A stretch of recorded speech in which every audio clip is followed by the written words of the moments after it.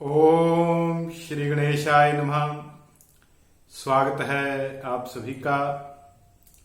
सभी जीवन में सुखी रहें, स्वस्थ रहें, उन्नति करें।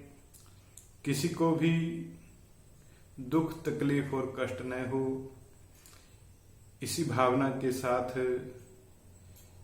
आज हम ज्योतिष में विचार करेंगे मातृ ऋण का। मातृ ऋण कुंडली में कब होता है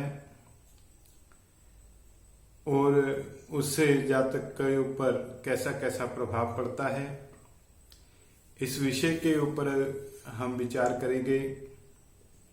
मातृ ऋण का संबंध कुंडली में चौथे भाव से है और केतु से है। जब कुंडली में चौथे भाव में केतु होता है, ऐसी अवस्था में कुंडली में मातृ ऋण बनता है, जिसके प्रभाव से जातक को बहुत सी समस्याओं का सामना करना पड़ता है। कुंडली में चौथे भाव में केतु हो, ऐसे में यदि चंद्रमा 9th हाउस में हो, 9वें भाव में हो, तो यह मातृ ऋण और भी ज्यादा प्रबल हो जाता है।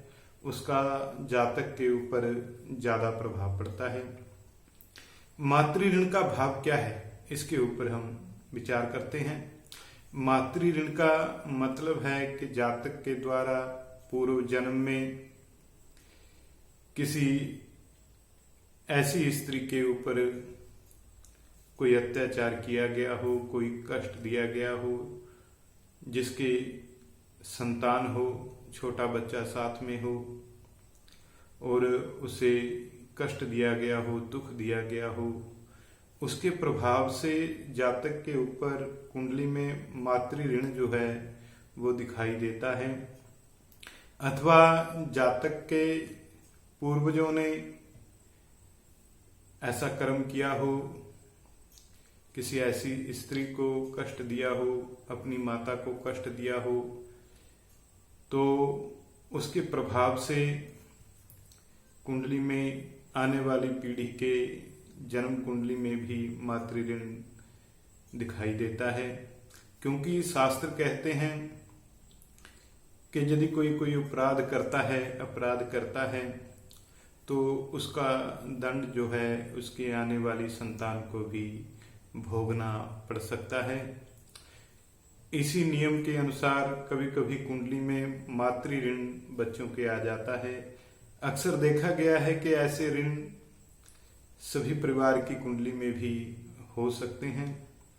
और इसका कैसा प्रभाव रहता है, जब केतु चौथे भाव में होता है, मातृ ऋण कुंडली में बनता है, तो ऐसी स्थिति में जातक को धन हानि का सामना करना पड़ता है और सबसे ज्यादा बुरा असर मन की स्थिति के ऊपर होता है। ऐसे जातक को मानसिक परेशानी बहुत रह सकती है, डिप्रेशन बहुत ज्यादा रह सकता है और ऐसे जातकों की शिक्षा में भी बहुत बाधाएं आती हैं, मन अशांत रहता है और ऐसे जातकों को बुरी संगत से भी कष्ट होता है। वो बुरी संगत में रह सकते हैं, नशे आदि का भी उपयोग कर सकते हैं और शिक्षाओं में बाधा आती है, रोग की संभावना भी जातक को रहती है, जिस कारण जातक को बहुत परेशानियों का जीवन में सामना करना पड़ता है। तो ये प्रभाव जो है मातृ ऋण का होता है और इसकी निशानी है कि घर के आसपास किसी जल स्थान को गंदा रखना, उसमें गंदगी फेंकना, इस तरह से इसका लक्षण होता है, निशानी होती है मातृ ऋण के लिए। इसका चंद्रमा के ऊपर बहुत मंदा असर पड़ता है। चंद्रमा जो है बहुत कमजोर, बलहीन हो जाता है। परिणाम स्वरूप चंद्रमा से प्राप्त होने वाले फल जो हैं वो प्राप्त नहीं होते।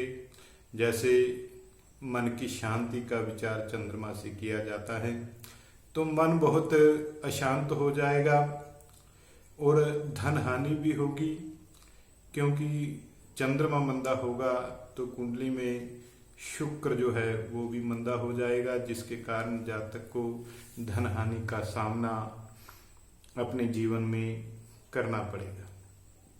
तो इसके लिए समय रहते जातक को उपाय कर लेना चाहिए।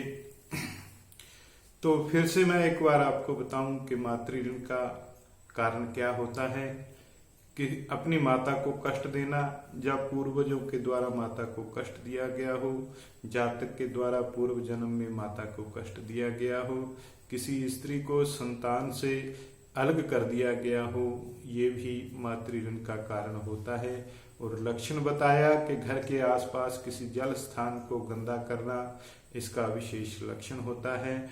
और इसके प्रभाव क्या हैं? बहुत ज्यादा डिप्रेशन रहना, मानसिक परेशानी रहना, शिक्षा में बाधा आना, हृदय रोग की संभावना होना और बुरी संगति में जाना, नशा आदि करना, ये इसके प्रभाव हो सकते हैं। और इसके उपाय के ऊपर हम चर्चा करते हैं। इसके उपाय के लिए जातक को अपने खून के संबंधी रिश्तेदारों से बराबर मात्रा में चांदी लेनी चाहिए।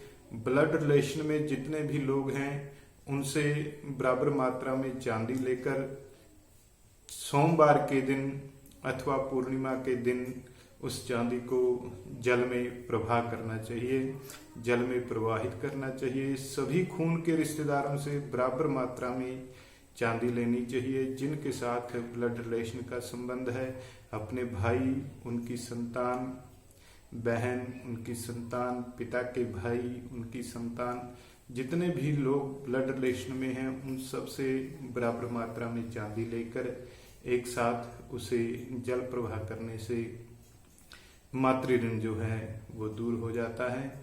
इसका शुभ प्रभाव जो है परिवार के अन्य सदस्यों के ऊपर भी पड़ेगा और जिनके साथ खून का संबंध है उनके ऊपर भी इसका बहुत अच्छा प्रभाव पड़ेगा। तो ये है मातृ ऋण। जब कुंडली में केतु चौथे भाव में होता है और यदि चंद्रमा नवम भाव में हो अथवा कहीं अन्यत्र चंद्रमा मंदा हो रहा हो तो ये मातृ ऋण का कारण होता है। इसे लाल किताब के अनुसार मातृ ऋण कहा गया है और यह ग्रंथों में भी वर्णित है कि पूर्वजों के किए हुए कर्म को उनकी संतान को भोगना पड़ता है। तो ज्योतिष संबंधी किसी भी प्रकार की जानकारी के लिए आप मुझसे संपर्क कर सकते हैं। नीचे डिस्क्रिप्शन में मेरा नंबर दिया गया है। यदि आपकी कुंडली में भी ऐसा कोई योग है तो अपना अनुभव कमेंट में जरूर लिखें। जय श्री कृष्णा, जय श्री राम।